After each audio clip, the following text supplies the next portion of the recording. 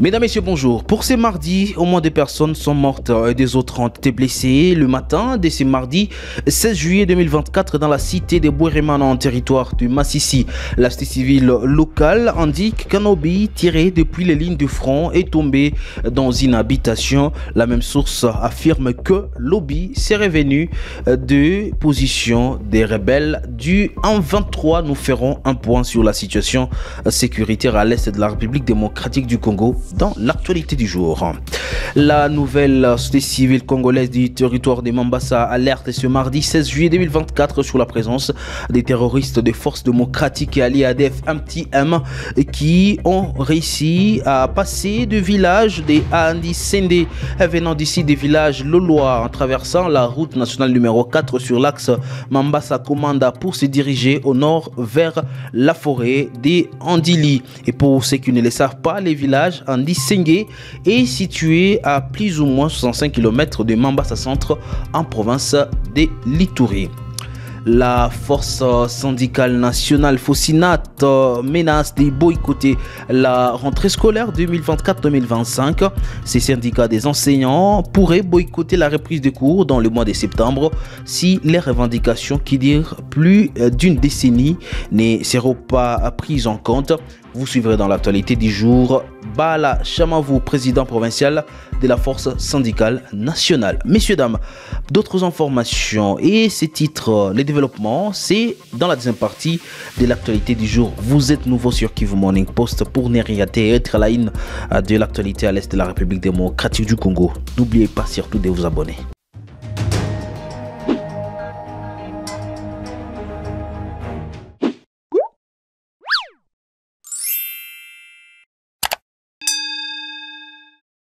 Au moins 2 personnes sont mortes et des autres ont été blessées ce matin du mardi 16 juillet 2024 dans la cité de Bouéremana en territoire de Massissi. Selon la société civile locale, un obus tiré depuis les lignes de front est tombé dans une habitation.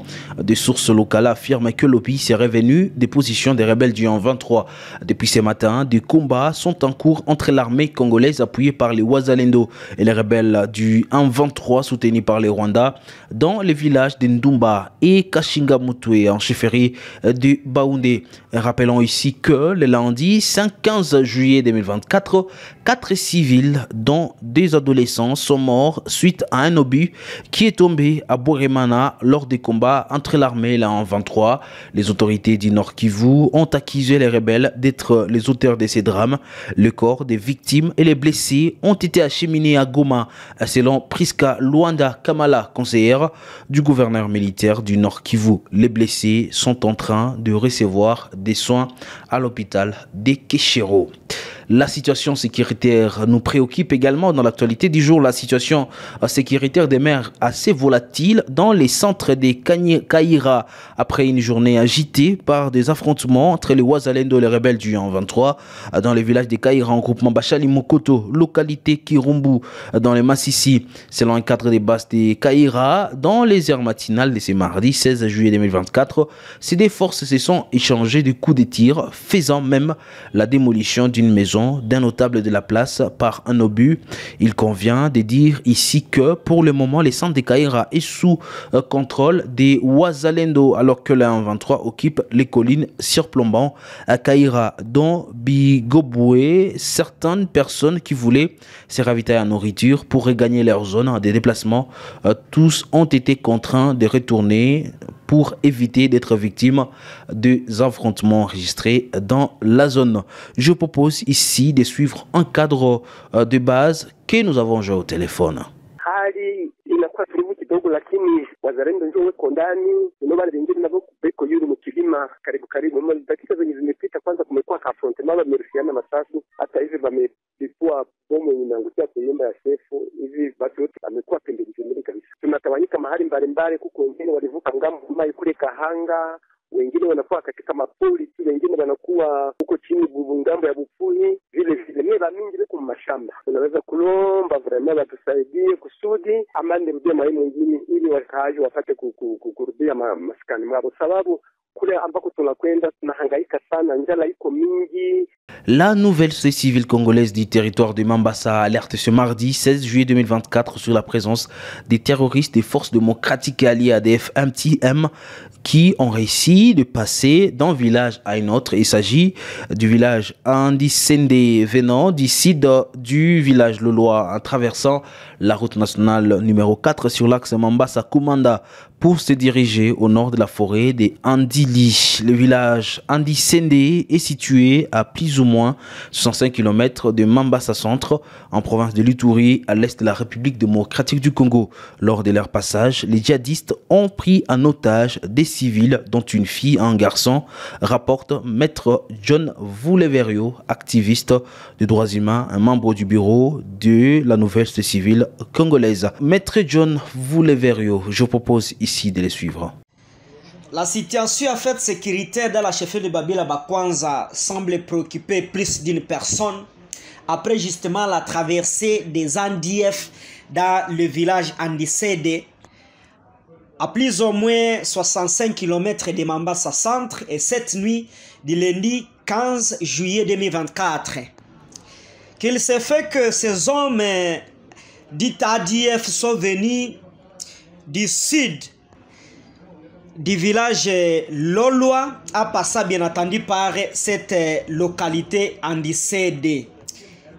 Et c'est traversant donc la route nationale numéro 4 sur l'axe Mambasa-Komanda, se dirigeant vers la forêt de la localité de Andili. Et consécutivement à ce déplacement de ces rebelles, il s'est fait que des personnes ont été prises en otage dans ces villages et avant que 4 personnes ne réussissent à sortir des mains de ces ADF. À ces causes, nous pensons qu'il est urgent que les autorités, et surtout sécuritaires, s'investissent pour voir comment mettre hors d'état de nuire ces ADF qui semblent ont été touchés du côté sud de la chefferie de Babila Bakwanza et pour cela ils veulent maintenant prendre refuge vers le nord de cette chefferie, ce qui fera un danger pour la population agricultrice, surtout que la forêt de Andili n'est pas louée avec la chefferie de Babila, la chefferie de Walese Karo et Walese Desse, je m'excuse, des chefferies qui regorgent une très grande forêt, voire même celle de la province de l'Ituri. Que si donc les agriculteurs à leur sens, ou donc la population devrait aussi miser sur l'observance et la prudence pour prendre des mécanismes au fait de résister contre cette série de tueries qui prend ampleur inquiétante dans nos zones.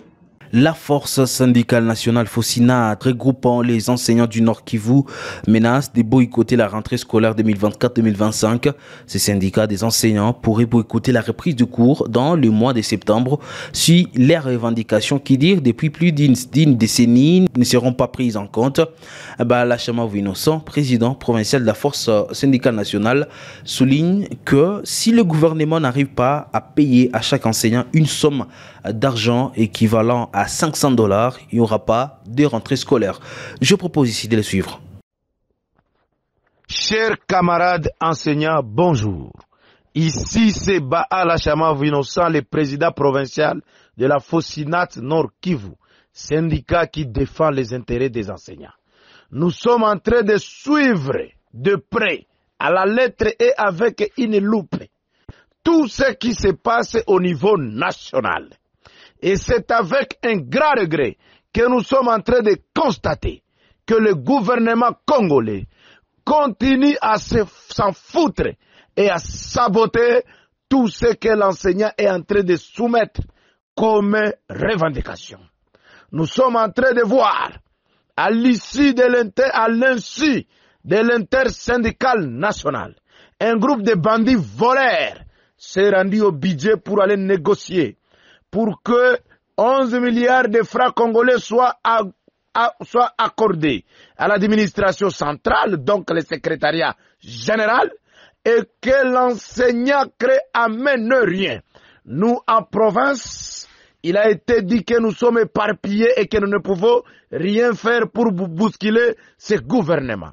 C'est pour cette raison que la Fosinat Nord Kivu donne sa position à tous les enseignants sur toute l'étendue du pays et en particulier la province du Nord Kivu, territoire de Masisi, territoire de Nyiragongo, Beni, Lubero, ville de Goma, ville de Butembo. Si ce gouvernement congolais ne payait pas $500, son équivalent en francs congolais au minimum, ici au mois de juillet, chers camarades, nous vous disons, préparez-vous pour boycotter la rentrée scolaire. Et là, nous insistons et ce message est un mot d'ordre. Nous disons à tous les agents qui sont dans des bureaux gestionnaires, n'allez plus travailler. Tous les chefs d'établissement, ne faites plus de rapports de la rentrée scolaire. C'est terminé. Tant que ce gouvernement va continuer à s'en foutre du social de l'enseignant, nous aussi, nous n'allons plus travailler dans ces pays. C'est pour cette raison que nous fustigeons. Nous insistons. Un travailleur qui ne réclame pas son salaire est un voleur. Ainsi, la Fosinat Nord Kivu réitère et demande à tous ces syndicats de ne plus travailler sur toute l'étendue de la province du Nord Kivu et demande à tous les collaborateurs de la Fosinat sur toute l'étendue du pays de relayer ces messages et de dire si les derniers enseignants et donc les huissiers ne touchaient pas l'équivalent de $500 en francs congolais dans ce pays, il n'y aura plus de rentrée scolaire. Nous demandons au ministre national, au MINETA de l'EPST, avec son cabinet, tous ces gens de l'administration centrale, d'aller travailler dans des écoles, que les ministres et les députés, ainsi que la présidence, tous ces agents viennent enseigner. Mais nous, enseignants, nous n'allons plus travailler. Merci. C'était Baala Chama Innocent, le président provincial de la Fosinat Nord Kivu. Je vous remercie. Après plusieurs années sans route adéquate, la population de Goma s'est réjouie de l'initiative du gouvernement provincial de construire des routes secondaires dans la ville. Un grand mouvement de circulation a déjà commencé à s'afficher. Les activités commerciales prennent de l'ampleur et la sécurité s'est donc améliorée en suivant le témoignage de certains habitants contactés par Kivu Morning Post. Cependant, les habitants ont également remarqué une augmentation des prix des loyers par le bailleur et une exagération des taxes au niveau des services publics. Suivez ici quelques habitants. Saa yenyewe walikuwa watia baba ma veikile za mingi zilikuwa zinaendaka mwingine baba na zinakuwa za kidogo me depo balitiliaka bo tunafurahi kwanza juu na mvumaisha kwamba baba bakujisha tushanza kwa naujisha bien banki watu washanza ongezeka na barabara mko tena mnaisha watu me malgré ma accident jisha kwa za mingi.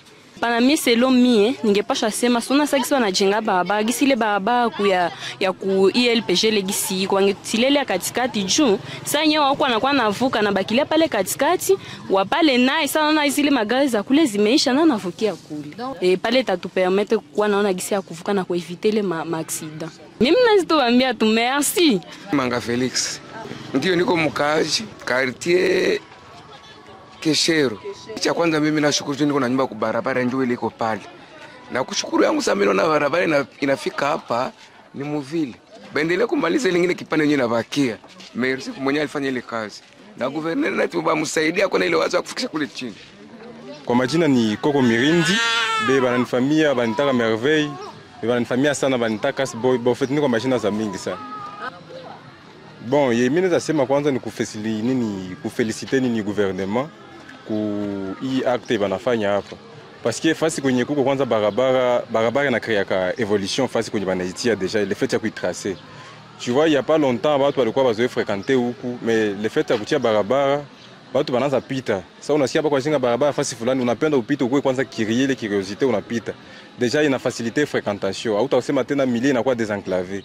Sasa ya kukuuliza niko natenda fasi fulani mimi naenda wapi mimi naenda wapi inakuwa na ile facilité ya kusema upite.